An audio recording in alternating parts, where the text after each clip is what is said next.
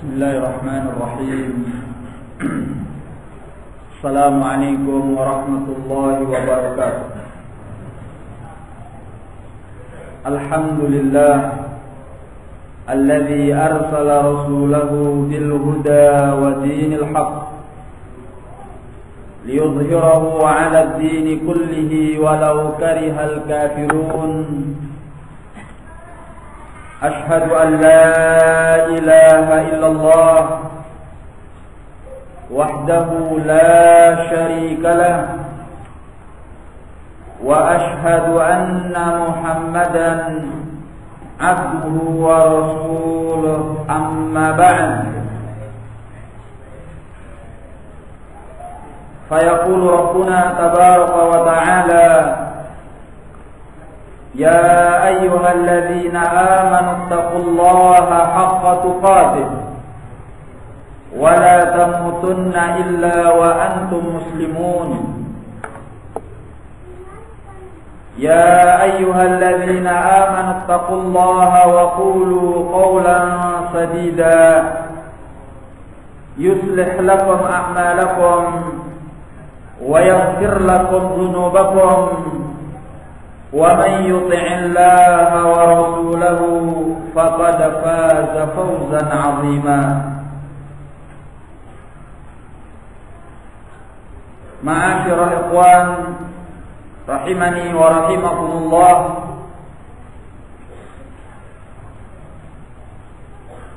Pada bahagian yang kedua ini kita kembali melanjutkan mengenai kebahagiaan hati bagi seorang hamba Allah tabaraka wa ta'ala. Tadi telah dijelaskan bahwa kebahagiaan hati bagi seorang hamba adalah karena kedekatannya kepada Allah, karena hubungannya dengan Allah. Ala bi dzikrillah tatmainnul qulub. Dinyatakan oleh Al-Imam Ibnu Al-Qayyim rahimahullah, qala wa ma'lumun anna kulla hayyin siwa Allah subhanahu min malakin aw insin aw jinnin aw hayawanin fahuwa faqirun ila jalbi ma yanfa'uhu wa daf'i ma yadurruhu. Dan diketahui bahwasanya setiap yang hidup selain Allah subhanahu wa ta'ala, apakah itu malaikat, manusia maupun jin, demikian pula hewan, maka dia membutuhkan untuk meraih apa yang memberi kemanfaatan kepadanya dan menolak apa yang bisa membahayakannya. Wala yatimmu dzalika illa bi tatawwurihi lin-nafi'i wad-dhar. Dan yang demikian itu tidak akan lengkap melainkan dengan bisa menggambarkan apa yang bermanfaat dan apa yang berbahaya. Wal manfaatu min jinsin na'imi wal lizzah. Kemanfaatan itu termasuk dari corak kenikmatan dan kelezatannya. Wal madarratu min jinsil alami wal azab. Sedangkan bahaya itu termasuk dari corak kepedihan dan azab. Fala budda min amrayn, maka haruslah dari dua perkara. Ahaduhuma, salah satu dari keduanya, ma'rifatu ma huwal mahbubul matlubul ladzi yuntafa'u bihi wa yultaddu bi idrakihi. Yang pertama yaitu mengenal apa yang harus dicintai dan apa yang harus diminta, yang dengannya bisa diraih kemanfaatan dan dengan mengenalnya bisa mendapatkan kelezatan. Wasani, sedangkan yang kedua, ma'rifatul mu'inil mausuli al-muhassil lidzalikal maqsud, mengenal apa alat, apa faktor yang bisa membantu dan menyampaikan untuk menggapai maksud yang demikian itu.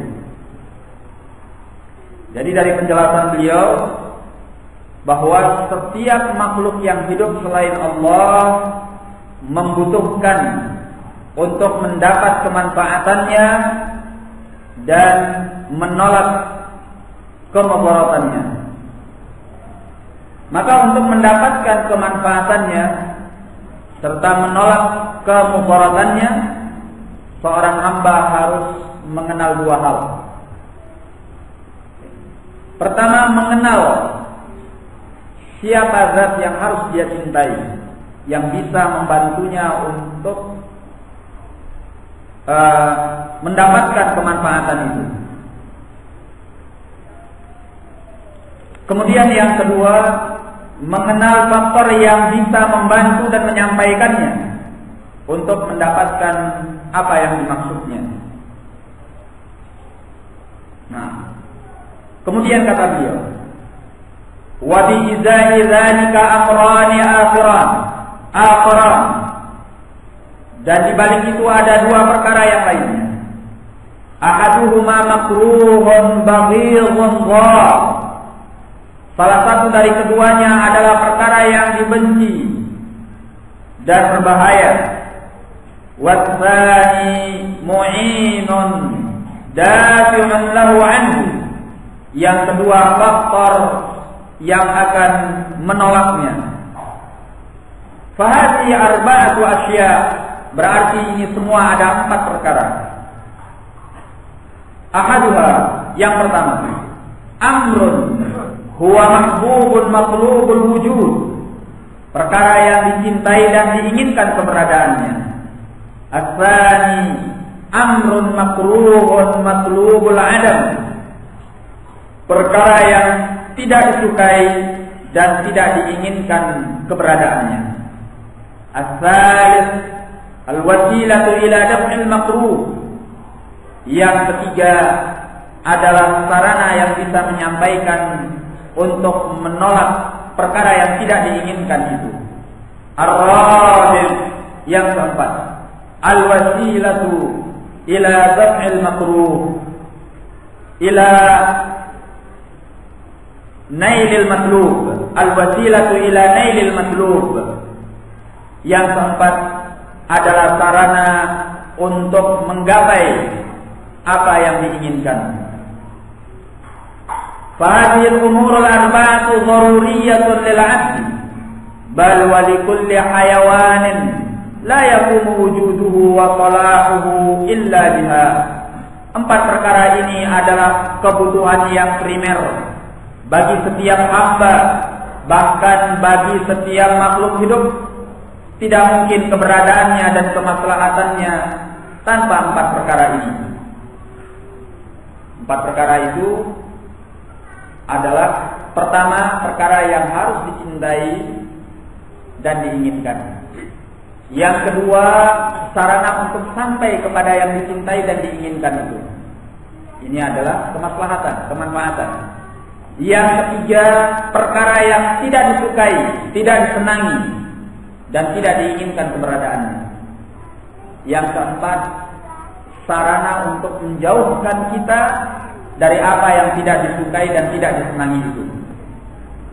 Nah, dan ini adalah muharrat dan bahaya yang mengancam. Kemudian kata beliau, fa idza taqarrara dzalik, apabila hal ini telah menjadi ketetapan, Allah Ta'ala huwal ladzi yajibu an yakuna huwal maqsud al-mad'u wal matlub, maka Allah Tabaraka wa Ta'ala dialah yang harus dituju, diseru dan dimintai. Alladzi yuradu wajhuh, wa yubtagha qurbuh wa yutlabu ridha. Dialah yang diinginkan wajahnya, diharapkan kedekatannya dan diminta keridhaannya. Wa huwal mu'inu ala husuli dzalik, dan dia pula yang bisa membantu untuk mendapatkan itu.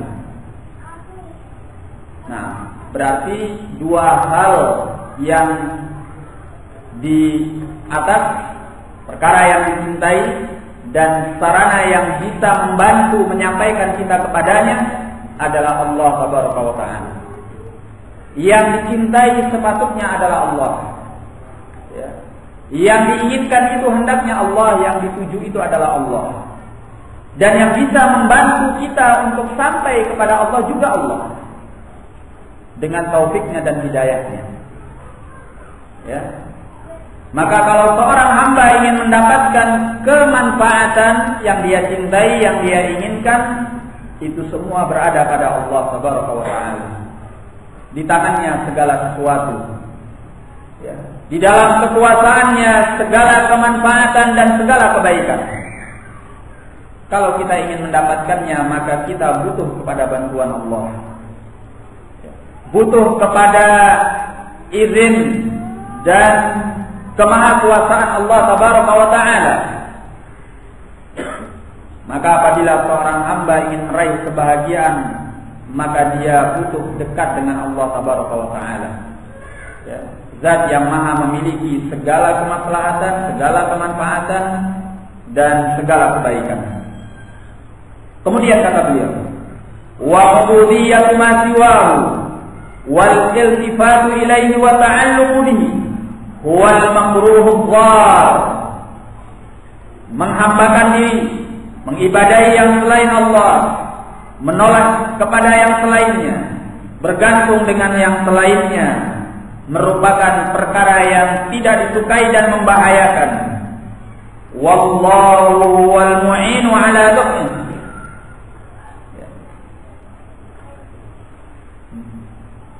Dan Allah Tabaraka wa Ta'ala yang bisa membantu untuk menolaknya.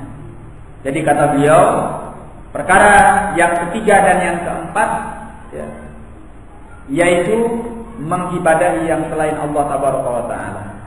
Perkara yang tidak disukai, perkara yang tidak disenangi, perkara yang mengandung bahaya dan kerusakan adalah mengibadahi dan menghambakan diri kepada selain Allah Tabaraka wa Ta'ala, bergantung dengan yang selainnya, berharap kepada yang selainnya. Nah, ini yang ketiga, al-makruh, perkara yang tidak disukai dan tidak diinginkan keberadaannya. Sedangkan yang keempat, yaitu sarana yang bisa menolaknya, juga jawabannya adalah Allah Tabaraka wa Ta'ala.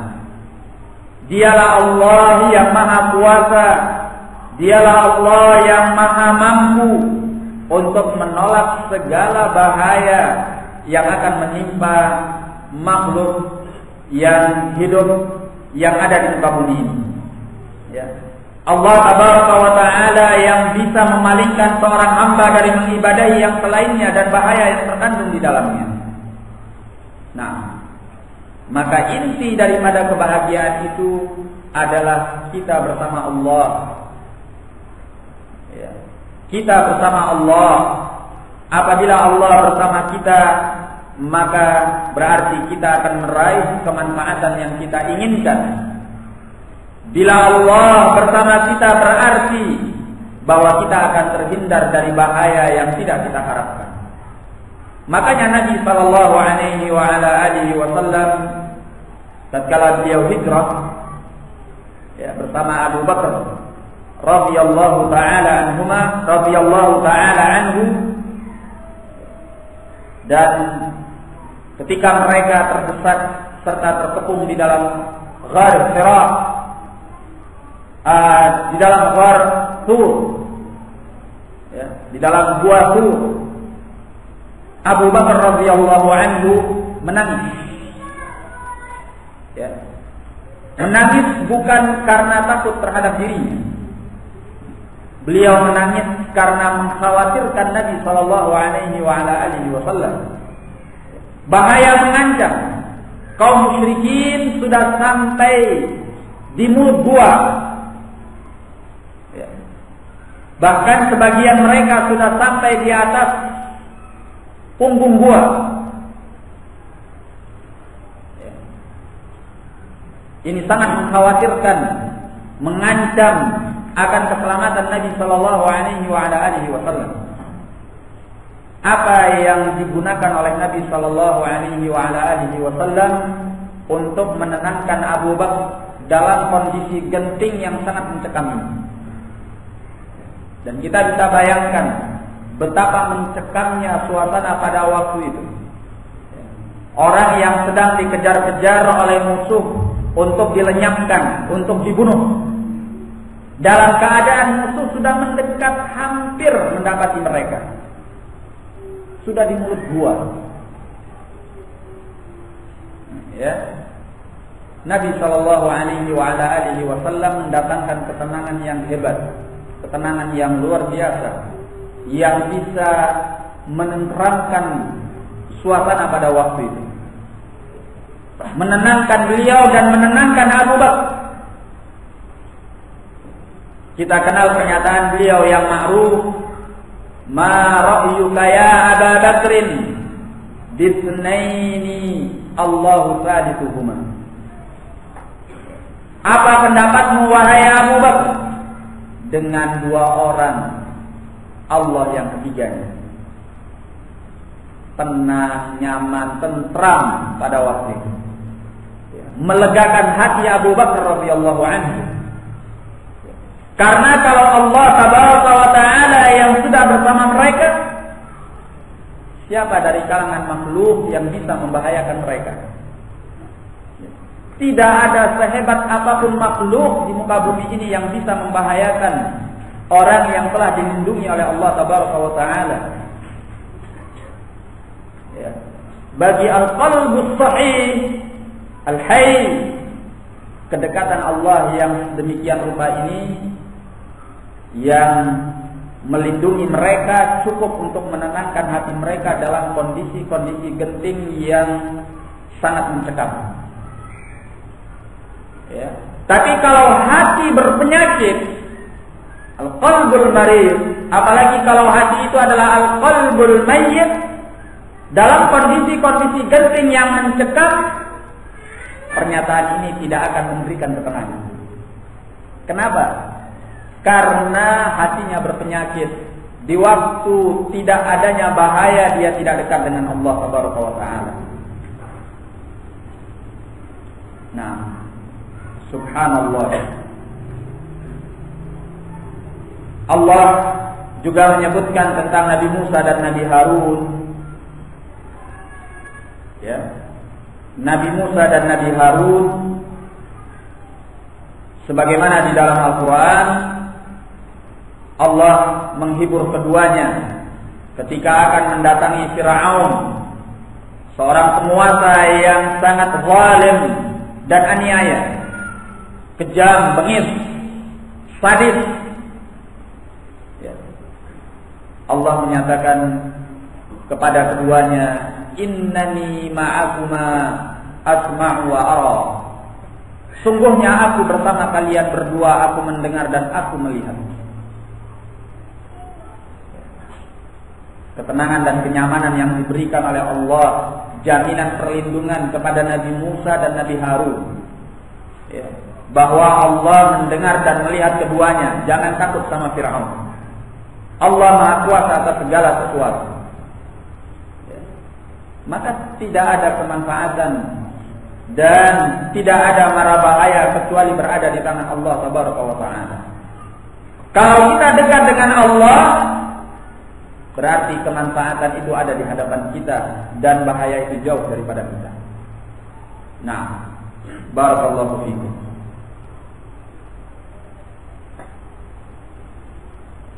Makanya orang-orang yang melakukan syirik kepada Allah, mereka itu dihantui oleh rasa ketakutan. Ya.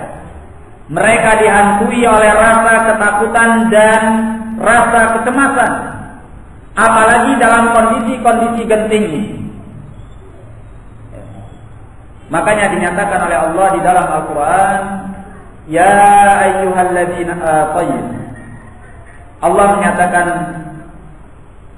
sanulqi fi qulubil ladzina kafaru ru'ba.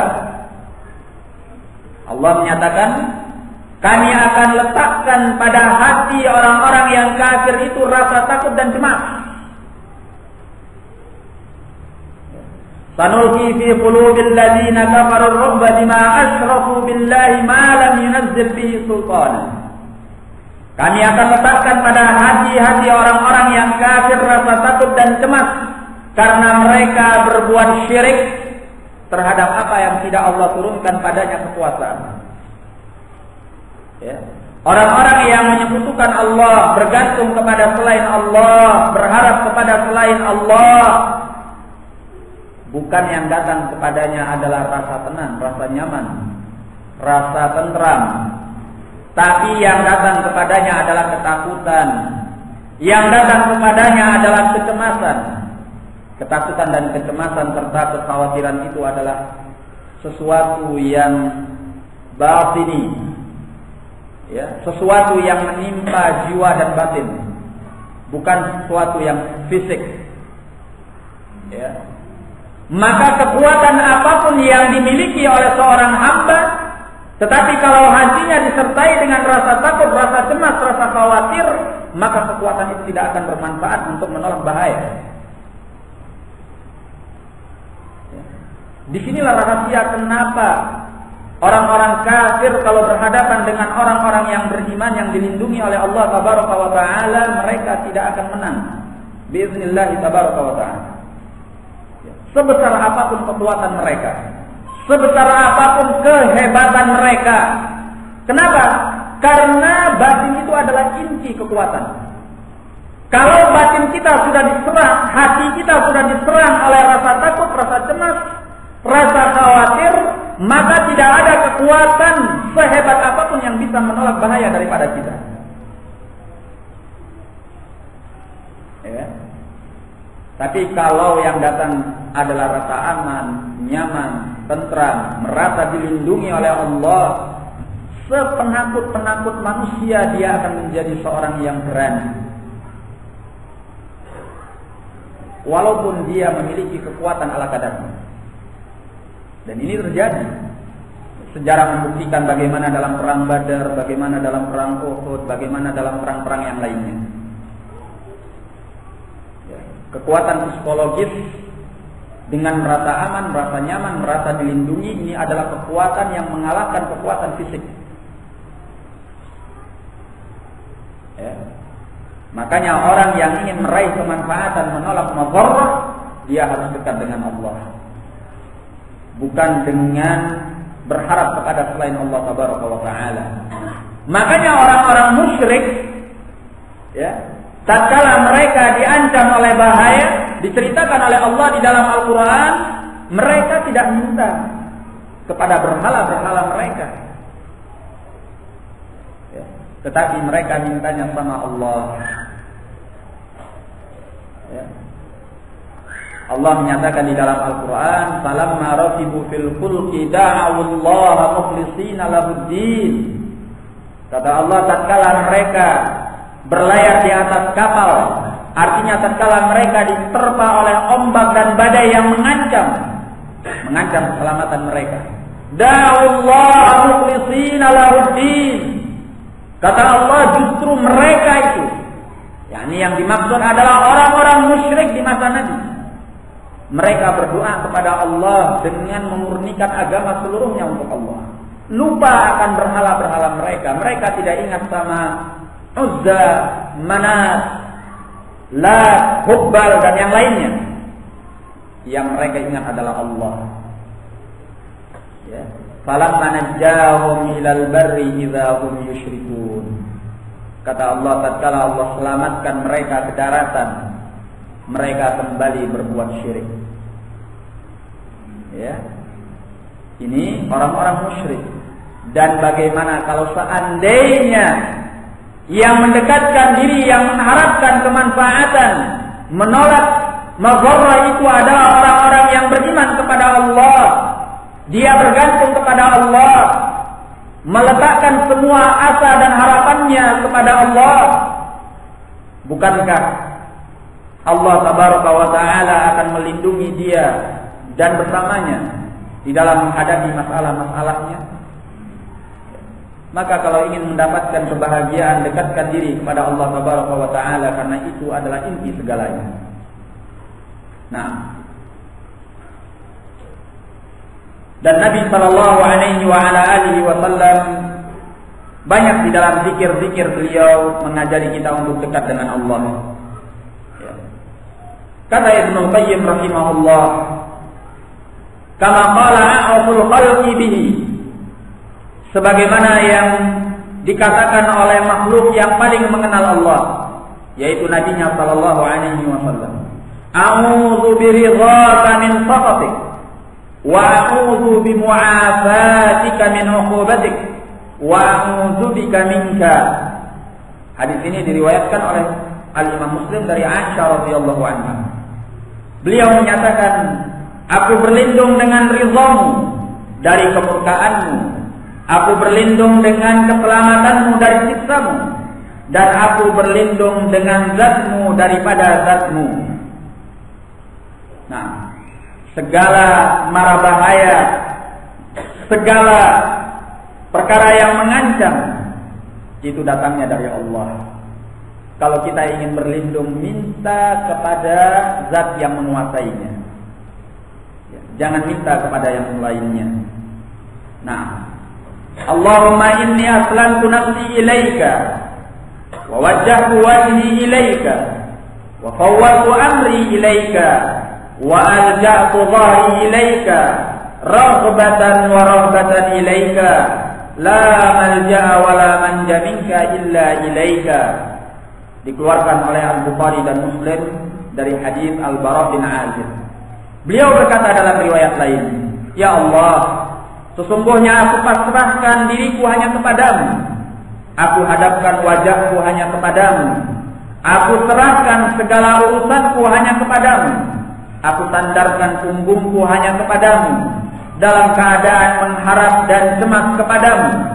Tidak ada tempat perlindungan dan tempat selamat kecuali kepadamu daripada dirimu. Faminhul manja wa ilaihil malja, maka dari Allah keselamatan dan kepadanya tempat berlindung.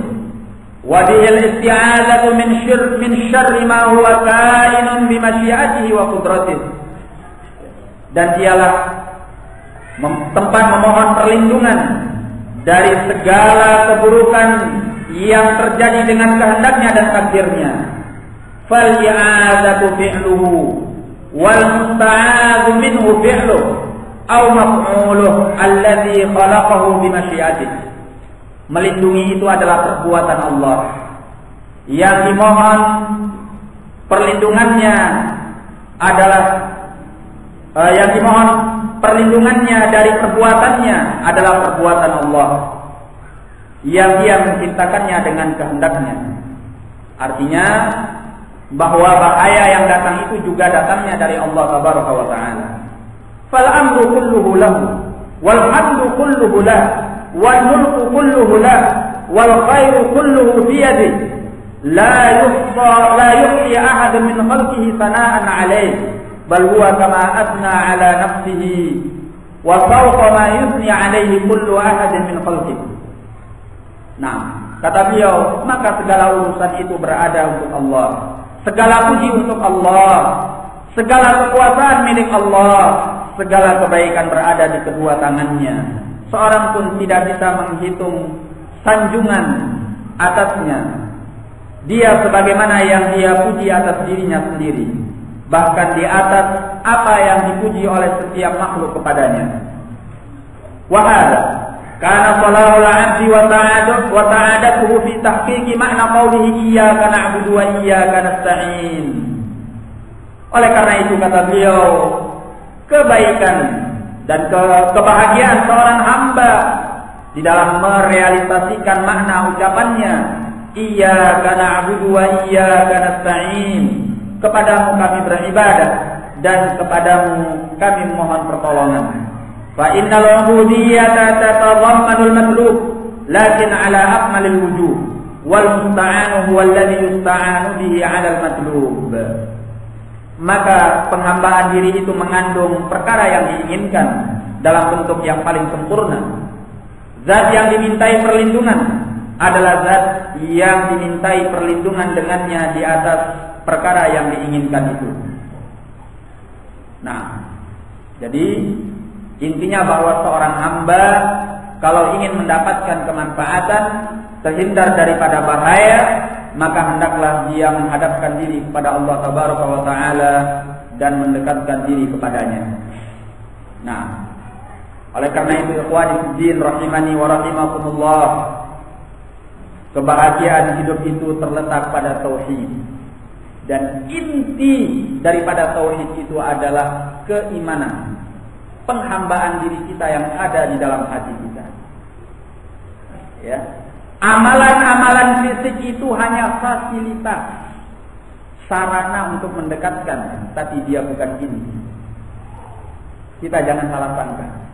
Jangan kita memperhatikan amalan-amalan lahiriah, tapi kita lupa tauhid yang ada di dalam hati dan jiwa kita yang merupakan ruh daripada tauhid. Ruh daripada pendekatan diri kepada Allah Tabaraka wa Ta'ala.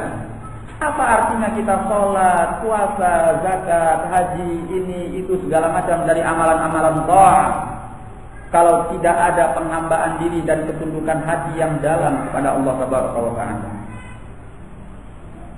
Ya. Sholat, puasa, haji, zakat, i'tikaf, kemudian umrah, dan amalan-amalan mulia yang lainnya, baik yang wajib ataupun yang mustahab, itu akan menjadi nilai besar di sisi Allah Tabaraka wa Ta'ala apabila disertai dengan tauhid. Apa intinya tauhid? Penghambaan diri kita kepada Allah, niat kita yang murni untuk Allah, ketundukan kita sama Allah, ketergantungan kita kepada Allah. Itu yang paling inti. Sedangkan amalan-amalan lahiriah itu adalah fasilitas sarana yang melengkapi, yang membuktikan bahwa kita dekat dengan Allah Tabaraka wa Ta'ala. Oleh karena itu, apabila seorang hamba melaksanakan amalan-amalan lahiriah ini, ya, dia harus menyertakan dengan tauhid. Kalau tidak, apa gunanya? Seorang salat tapi dia berbuat riya dalam salatnya, salat itu bukan karena Allah.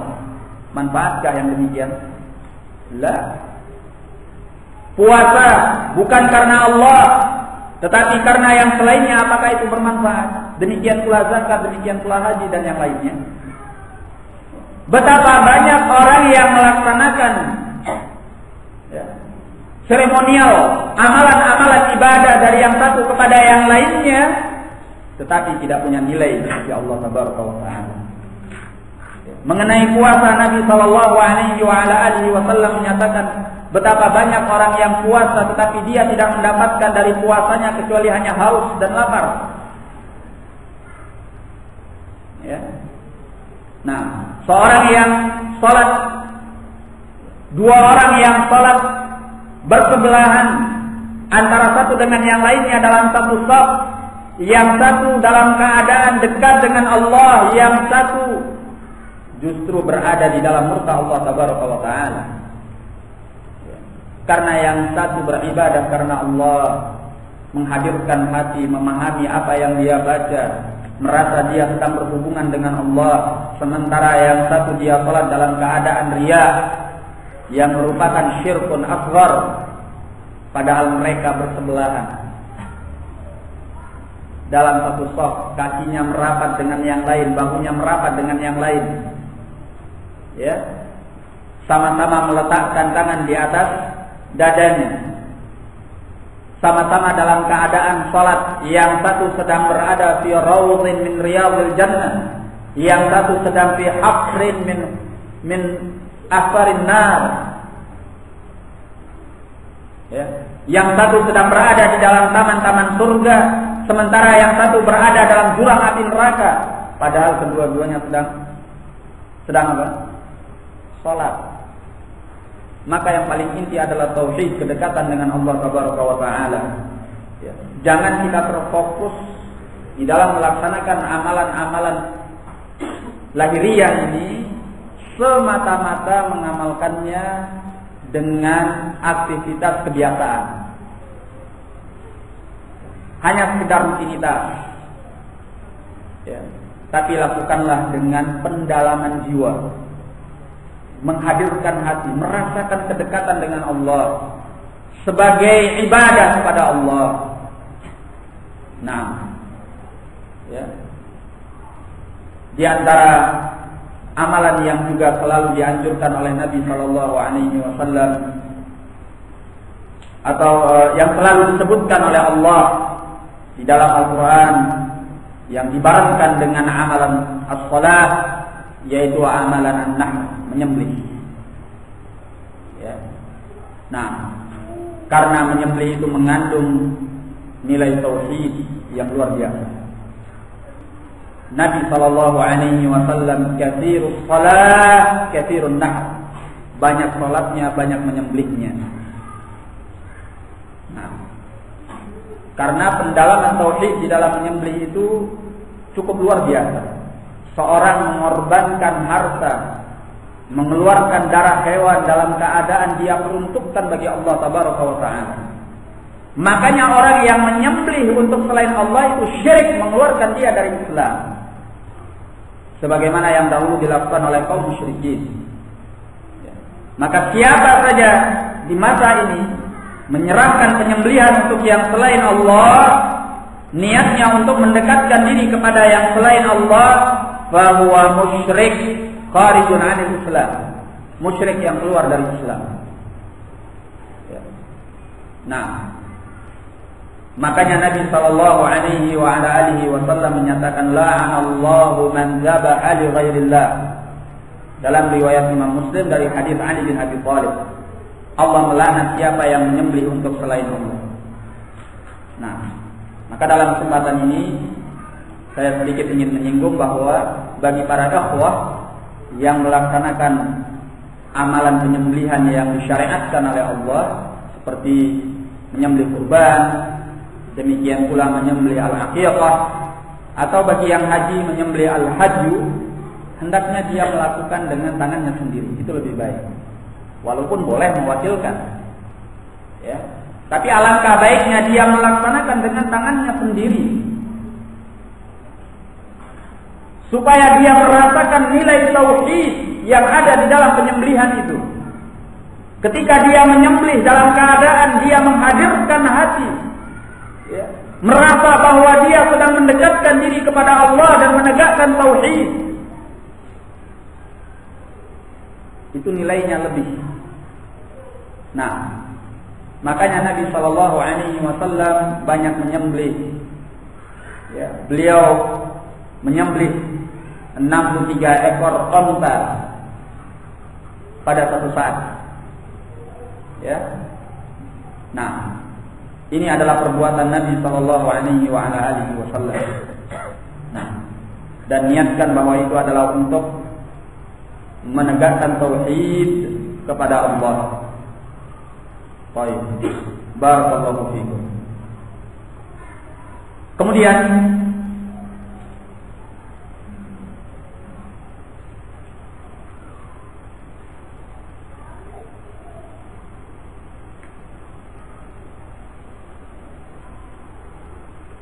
beliau mengatakan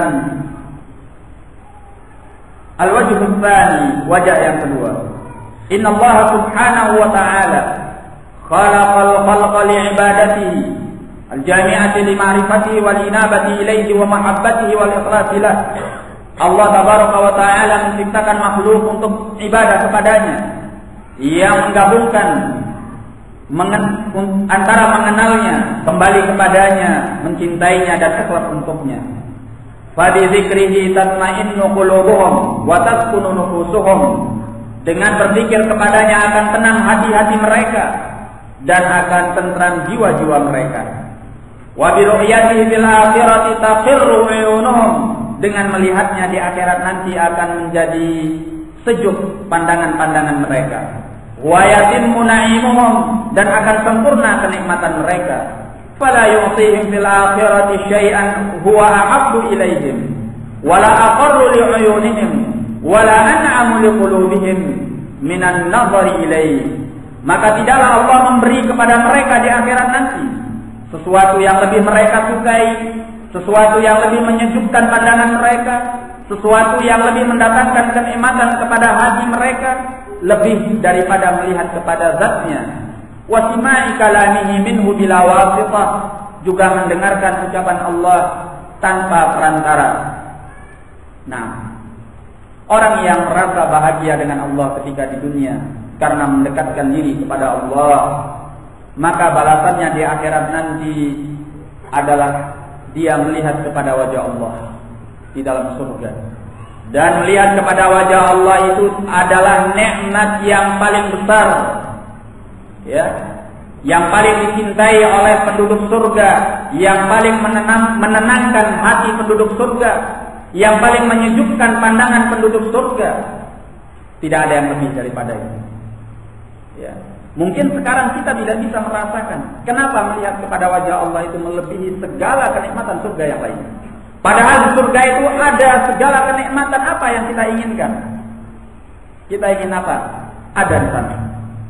Dari segala kebaikan dan kemaslahatan dipenuhi di dalam surga. Bahkan kenikmatan-kenikmatannya sebagaimana yang dinyatakan oleh Nabi, ya, ma la 'ainun ra'at wa la udhunun sami'at wa la khatara 'ala qalbil bashar.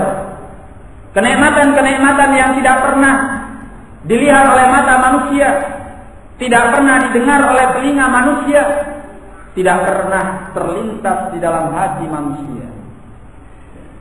Taraf kenikmatannya itu terlintas dalam hati kita saja tidak, karena luar biasa. Sedemikian nikmat, lezat. Ya, ini kenikmatan surga. Tetapi tidak ada yang mengalahkan kenikmatan melihat kepada wajah Allah dan berbicara dengan Allah secara langsung tanpa perantara. Ya, ini adalah hasil seorang hamba memiliki iman dan dekat dengan Allah Tabaraka wa Ta'ala.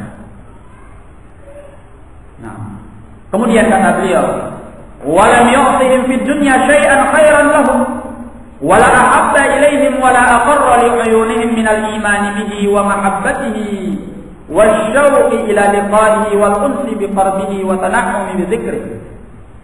Tidak pula Allah memberikan kepada mereka di dunia ini sesuatu yang lebih baik bagi mereka, sesuatu yang lebih patut dicintai oleh mereka, sesuatu yang lebih menyejukkan jiwa mereka, lebih daripada mengimani Allah, mencintai Allah, merindukan bertemu dengannya, dan terhibur dengan kedekatan kepadanya, serta merasa nikmat dengan mengingatnya. Ya. Ini adalah kenikmatan yang sesungguhnya. Waqad jama'a an-nabiy sallallahu alaihi wa ala alihi wa sallam baina hadzaini al-amrayn fi ad-du'a alladhi rawahu an-Nasa'i wal Imam Ahmad wa Ibn Hibban fi sahih wa ghayruhum min hadits Ammar bin Yasir anna Rasulullah sallallahu alaihi wa sallam kana yad'u bih. Dan Nabi sallallahu alaihi wasallam telah menggabungkan dua perkara ini di dalam doa yang diriwayatkan oleh Al-Imam An-Nasa'i dan Al-Imam Ahmad serta Ibn Hibban di dalam sahihnya serta yang selain mereka. Dari hadis Ammar bin Yasir, anna Rasulullah sallallahu alaihi wasallam kana yad'u bih, bahwasanya Rasulullah sallallahu alaihi wasallam berdoa dengannya. Beliau menyatakan, Allahumma bi'ilmikal ghaiba wa qudratika 'alal khalqi ahyini ma 'alimtal hayata khairan li. Ya Allah, dengan ilmumu tentang perkara ghaib dan kekuasaanmu terhadap segenap makhluk, hidupkan aku selama kehidupan itu adalah baik untukku. Wa tawaffani idza kanatil wafatu khairan li, dan wafatkan aku apabila kematian itu lebih baik untukku. Wa as'aluka khasyataka fil ghaibi wasyahadati, aku mohon kepadamu rasa takut terhadapmu baik di waktu sendirian tanpa di hadapan manusia maupun di tengah khalayak ramai. Wa as'aluka kalimatal haqqi fil ghadabi war ridha, aku mohon kepadamu kalimat yang benar dalam keadaan murka dan ridha. wa as'aluka al-qasda fil faqri wal ghina. Aku mohon kepadamu sikap yang adil, sikap yang pertengahan antara kefakiran dan kekayaan. Wa as'aluka na'iman la yanfad. Aku mohon kepadamu kenikmatan yang tidak akan binasa. Wa as'aluka qarrata 'ainin la tanqati'. Aku juga mohon kepadamu kesejukan jiwa yang tidak akan pernah terputus. Wa as'aluka ridha ba'dal qada'. Aku mohon kepadamu keridhaan setelah keputusanmu. Wa as'aluka bardal 'aishi ba'dal maut. Aku mohon kepadamu kedinginan hidup setelah kematian. Wa as'aluka lizzatan nazari ila wajhik. Aku mohon kepadamu kelezatan melihat kepada wajahmu. Wa as'aluka syauqa ila liqa'ik. Aku mohon kepadamu untuk selalu merindukan bertemu denganmu. Fi ghairi dharra mudhirrah wala fitnatin mudhillah. Tanpa bahaya yang mengancam, tanpa fitnah yang menyesatkan. Allahumma zayyinna bi zinatil iman waj'alna hudatan muhtadin. Ya Allah, hiasi kami dengan hiasan keimanan dan jadikan kami sebagai orang-orang yang diberi petunjuk dan menunjuki manusia. Nah, ini adalah kemuliaan doa Nabi meminta kebaikan dunia dan akhirat. Di dunia meminta kedekatan dengan Allah, di akhirat minta diberi kenikmatan melihat kepada wajah Allah tabaraka wa taala. Maka barang siapa yang ingin kebahagiaan, maka hendaknya dia mengharapkan itu daripada Allah. Ya. Dan sarana kita untuk mendapatkan kedekatan dengan Allah serta kebahagiaan yang diraih karena kedekatan itu adalah dengan bertauhid kepada Allah tabaraka wa taala. Kalau kita menegakkan tauhid, maka di sana ada rasa aman dan ketentraman. Ada ketenangan hidup. Ada petunjuk dari Allah tabaraka wa taala. Allah menyatakan di dalam Al-Qur'an, "Alladzina amanu wa lam yalbisu imanahum bidzulmin, ulaika lahumul amnu wa hum muhtadun." Allah menyatakan orang-orang yang beriman sementara mereka tidak mencampurkan keimanan mereka dengan kezaliman. Kezaliman di sini adalah syirik kepada Allah. Datang dalam riwayat Al-Bukhari, as-sahabah merasa berat ketika turunnya ayat ini. Mereka mengatakan, siapa di antara kami yang tidak pernah berbuat zalim? Mereka menyangka bahwa kezaliman itu adalah kezaliman terhadap diri sendiri. Ya. Maka mereka datang kepada Nabi sallallahu alaihi wa ala alihi wasallam. Mereka bertanya, "Ya Rasulullah, ma huwa dzulmu?" Wahai Rasulullah, apa itu kezaliman yang dimaksud? Beliau menyatakan, "Laisa bidzat." Bukan yang dimaksud seperti apa yang kalian pahami. Innama huwa syirku. Yang dimaksud dengan kezaliman dalam ayat itu adalah syirik. Ya. Orang yang beriman dan tidak mencampurkan keimanannya dengan kesyirikan. Kata Allah, "Ulaika lahumul amnu wa hum muhtadun."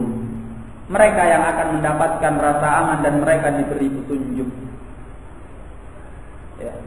Artinya, mafhumul mukhalafah, orang yang mengabaikan tauhid, mengabaikan penghambaan diri kepada Allah, mereka akan kehilangan rasa aman dan petunjuk sesuai pengabaian mereka dengan at-tauhid. Sesuai dengan pengabaian mereka terhadap at-tauhid yang bisa menjauhkan kita dari penghambaan diri kepada Allah. Yang paling parah adalah syirik yang menghancurkan dan membinasakan at-tauhid dari akar-akarnya. Ya. Kemudian yang di bawah tingkatannya adalah al-bid'ah. Kemudian selanjutnya adalah al-maksiyah. Ya. Maka orang-orang yang ingin mendapatkan ketenangan, kenyamanan, ketentraman hidup, hendaknya dia menegakkan tauhid, ilman wa amalan wa ibadatan wa akhlaqan. Ya. Wa da'watan. Ilmunya, amalnya, ibadahnya, akhlaknya, dakwahnya, tegakkan tauhid. Nah, makanya dakwah Nabi sallallahu alaihi wa ala alihi wasallam min awwaliha ila akhiriha fi iqamati tauhid. Dari awalnya sampai akhirnya adalah menegakkan at-tauhid. Ya. Dan ini harus punya perhatian khusus dalam hidup kita. Mempelajari tauhid dan mengamalkannya adalah kewajiban bagi setiap muslim. Karena disebabkan tauhid dia diciptakan oleh Allah Tabaraka wa Ta'ala. Wa ma khalaqtul jinna wal insa illa liya'budun. Ya. Wallahi kita tidak akan pernah merasakan manisnya dan lezatnya mendekatkan diri kepada Allah dengan ritual-ritual amalan yang disyariatkan oleh Allah itu tanpa kita punya tauhid yang baik, tauhid yang benar, tauhid yang diluruskan sebagaimana yang diinginkan oleh Allah dan Rasul-Nya. Nah, oleh karena itu, ikhwani fiddin rahimani wa rahimakumullah, ya, mulai dari detik ini kita bangun kesadaran kita untuk memperhatikan tauhid, terutama mengilmuinya dan mengamalkannya. Ya. Masing-masing kita mulailah mempelajari apa yang dimaksud dengan penghambaan diri kepada Allah. Bagaimana kita akan merasakan nikmatnya kedekatan diri dengan Allah kalau kita tidak kenal siapa Allah dan bagaimana kita harus mendekatkan diri kepada Allah.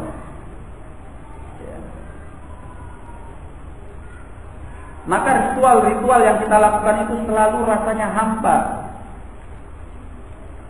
Ya. Bahkan banyak dari antara kita, yang merasa bahwa ritual-ritual amalan yang disyariatkan oleh Allah adalah beban. Seolah-olah itu adalah beban yang menghimpit pundaknya.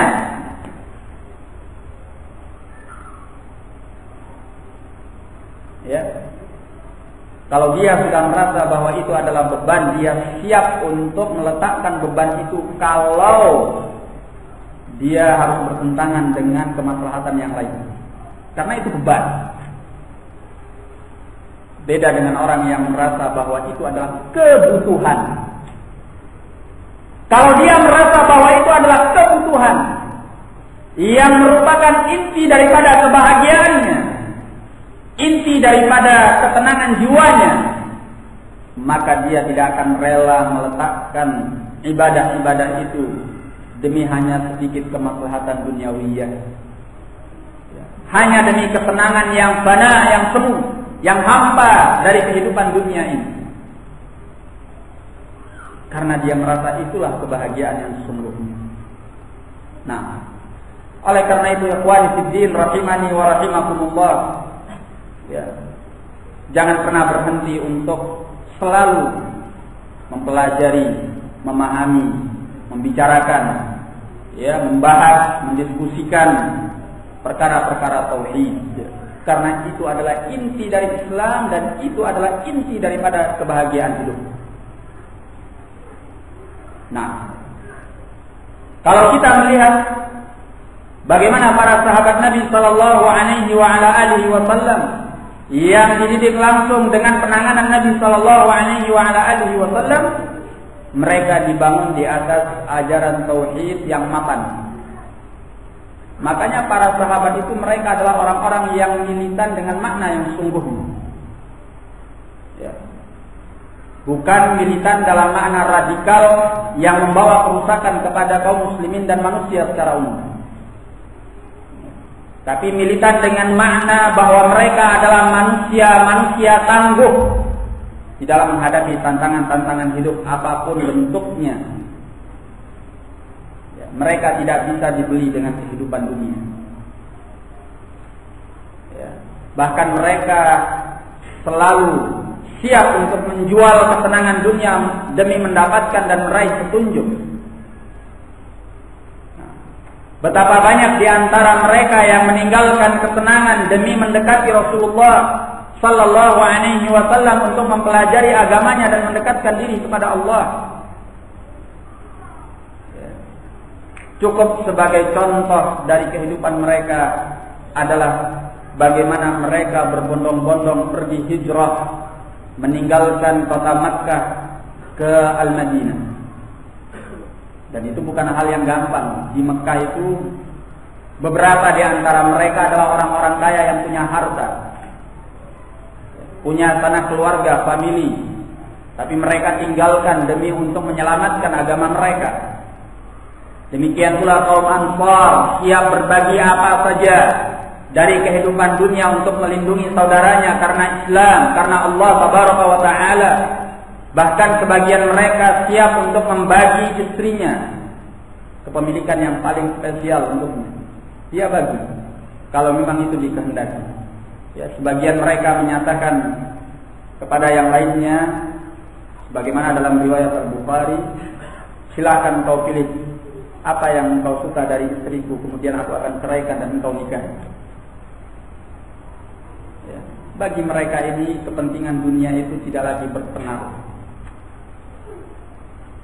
sebab mereka sudah memiliki kebahagiaan yang sesungguhnya, yaitu kebahagiaan batin dengan Islam. Ya. Makanya mereka menjadi generasi terbaik dari umat ini.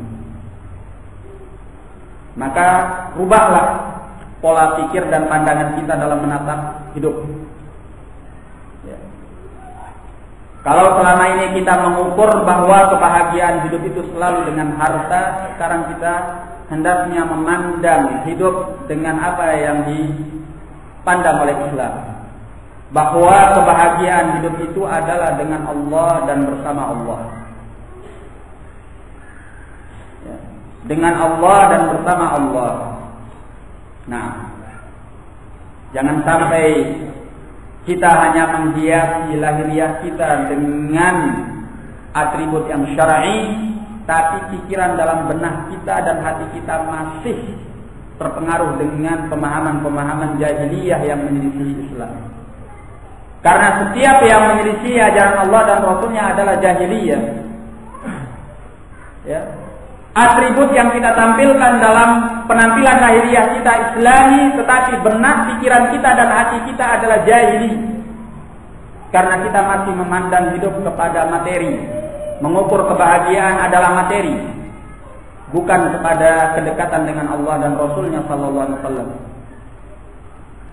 Nah, ikhwani fiddin rahimani wa rahimakumullah, orang-orang yang mengukur segala kebahagiaan itu adalah dengan materi, maka justru tatkala dia mendapatkan materi itu, dia mendapatkan kecelakaan, bukan kebahagiaan. Ya. Karena materi ketika didapatkan, dia akan menyisakan harapan-harapan yang lain, yang membuat kita semakin tertekan dengan ambisi-ambisi di baliknya. Tetapi kedekatan dengan Allah Tabaraka wa Ta'ala, berpaling daripada dunia yang fana dan semu ini, maka dia akan mendatangkan kebahagiaan yang sesungguhnya. Bukan berarti bahwa ketika kita mendekatkan diri kepada Allah, mencari kebahagiaan hati dan jiwa dengan Allah, kita tidak boleh menikmati kesenangan-kesenangan dunia. Selama itu dihalalkan oleh Allah Tabaraka wa Ta'ala, fahuwa halalun mubah. Ya. Cuma itu bukanlah inti daripada kebahagiaan hidup. Ya. Orang yang diberi harta oleh Allah dan diberi kenikmatan dengan kedekatan bersama Allah, fahuwa khairun ala khair. Kebaikan di atas kebaikan. Ya. Jiwanya tenang, tentram, nyaman dengan kedekatannya bersama Allah, ketaatannya kepada Allah. Kemudian masih dilimpahi oleh Allah harta yang banyak, kenikmatan yang banyak. Maka dia mendapatkan kebahagiaan jiwa dan kebahagiaan lahiriah. Khairun ala khair. Khairun ala khair. Nah, adapun yang mungkin diberi kekurangan oleh Allah Tabaraka wa Ta'ala, maka sungguhnya bagi mereka yang dekat dengan Allah, menjadikan kebahagiaan itu adalah kebahagiaan bersama Allah, dia tidak akan merasa kekurangan itu adalah kekurangan, tetapi justru kekurangan hati bisa menjadi kelebihan. Bagaimana menjadi kelebihan? Menjadi kelebihan karena satu, mengurangi tanggung jawabnya di sisi Allah Taala. Dia tidak harus mempertanggungjawabkan itu di hadapan Allah. Ya. Karena harta itu akan ditanya oleh Allah, dari mana engkau dapatkan dan kemana engkau akan infakkan. Ya. Yang kedua, dengan harta yang tidak diberikan oleh Allah, berarti dia mengurangi pikiran, mengurangi beban, mengurangi pekerjaan dia untuk mengolah harta itu, dan bisa dia gunakan untuk mendekatkan diri kepada Allah. Karena orang yang punya harta, dia butuh waktu lebih untuk menjaga hartanya. Kalau dia tidak punya harta, ya apa yang mau dijaga? Harta tidak punya. Ya, dia bisa menggunakannya untuk mendekatkan diri kepada Allah Tabaraka wa Ta'ala. Ya. Kemudian yang ketiga, orang yang tidak punya harta itu terlepas daripada fitnatul mal, fitnah harta. Ya. Mungkin banyak orang yang mengatakan, ya, saya kalau diberi harta oleh Allah, saya akan menjadi seorang muhsinin. Ya, bahasa kita, dermawan. Saya akan bantu masjid, saya akan bantu taklim, sehingga kajian bisa jalan dengan baik. Saya akan begini, akan begitu. Ya subhanallah, al-qulubu baina asbi'aini min asabi'ir rahman, yuqallibuha kaifa syaa. Ya, hati manusia itu berada di antara dua jari jemari Allah. Allah bolak-balikkan sebagaimana yang Allah kehendaki. Setelah engkau diberi harta oleh Allah, engkau dijungkalkan dari jalan petunjuk. Bisa jadi karena fitnatul mal. Kalau engkau tidak berhati-hati daripadanya, justru ketika Allah berikan engkau kehidupan yang lebih, rezeki yang lebih, ya, taraf kehidupan yang lebih, justru engkau semakin sibuk dan semakin jauh daripada mendekatkan diri kepada Allah Tabaraka wa Ta'ala. Mana fulan, kok nggak kelihatan ngaji? Oh, ngurus kerjaannya. Ternyata kerjaannya lagi sukses. Ya, bisnisnya lagi maju. Ya, penghasilannya lagi nambah. Sehingga yang tadinya ngaji dalam seminggu 3 atau 2 kali, sekarang sebulan sekali. Jadi kebaikan atau jadi fitnah? Ini kadang kita nggak ngerasa loh. Ya, banyak di antara kita, mungkin saya termasuk, ya, naudzubillah, kita berlindung pada Allah supaya diberi tetap petunjuknya. Ya, kita nggak ngerasa, terkadang kita karena kesibukan duniawiyah kita, ya mungkin di sana ada kelebihan yang diberikan oleh Allah, kita tinggalkan, ya, sedikit atau banyak aktivitas agama kita. Itu kebaikan atau kejelekan? Kejelekan. Ya. Nah, dalam beberapa majelis saya mengatakan, ya, betapa banyak orang yang tidak diberi harta oleh Allah itu lebih baik bagi dirinya daripada dia diberi harta oleh Allah. Kita miskin ini, kita fakir ini diberi Allah ala kadarnya ini. Yang harus kita syukuri sama Allah, bisa jadi merupakan kebaikan agama kita. Dibanding kalau kita diberi harta, mungkin kita tidak mampu untuk mempertanggungjawabkan dan mengolah harta itu sebagaimana yang dikehendaki oleh Allah Tabaraka wa Ta'ala dan Rasulnya Sallallahu Alaihi Wasallam. Ya. Jadi kalau tidak diberi lebih oleh Allah seperti yang lainnya, syukur, alhamdulillah. Ya, puji Allah Tabaraka wa Ta'ala. Mungkin itu jalan untuk tetap berada di atas agama Allah Tabaraka wa Ta'ala. Bukan artinya bahwa engkau tidak boleh bekerja dengan sungguh-sungguh. Bukan artinya bahwa engkau tidak boleh untuk serius dalam dunia. Boleh. Carilah kesenangan dunia yang dihalalkan oleh Allah. Tetapi jangan jadikan itu adalah orientasi daripada hidupmu. Karena kebahagiaan jiwa, kesehatan hati akan terganggu apabila engkau tidak pandai untuk memanage dan mengolahnya. Ya. Ikhwani fiddin rahimani wa rahimakumullah. Maka sebaik-baik petunjuk adalah petunjuk Nabi sallallahu alaihi wasallam. Kalau Nabi sallallahu alaihi wasallam ridha dengan hidup ala kadarnya. Ya, berulang kita sebutkan, beliau ridha dengan hidup ala kadarnya. Beliau tidak seperti raja-raja dunia yang lainnya. Hidup dalam keadaan miskin, melarat. Seperti yang sudah kita kisahkan tadi. Ya. Tetapi beliau alaihi salatu wassalam adalah orang yang sangat dekat dengan Allah tabaraka wa taala. Ya. Mungkin tingkatan kita sekarang ini selalu berpikir, semoga saya dengan mengamalkan agama, kemudian mempelajari agama, rezeki saya ditambahkan oleh Allah tabaraka wa taala. Mungkin sedikit banyak kita masih terpengaruh dengan hal yang seperti ini. Sehingga kadang turun naiknya agama kita tergantung bagaimana dengan turun naiknya kehidupan dunia kita. Ini terjadi. Kita belum sampai pada tingkatan di mana kita mau merelakan dunia kita sedikit atau banyak untuk lebih mencapai kebaikan agama kita.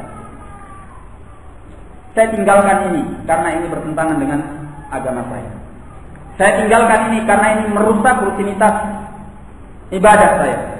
Saya tinggalkan ini karena saya harus taklim. Misalnya, barangkali kita belum, atau sebagian kita belum sampai pada tingkatan. Tapi kita berharap kepada Allah tabaraka wa taala, semoga Allah subhanahu wa taala menjadikan kita semakin baik dan semakin baik, dan semoga hati kita dibersihkan oleh Allah dari segala fitnatus syahawat dan fitnatus syubuhat. Wallahu a'lam bishawab. Mungkin ini lebih dan kurangnya. Untuk materinya saya cukupkan sampai di sini. Wabillahi taufiq.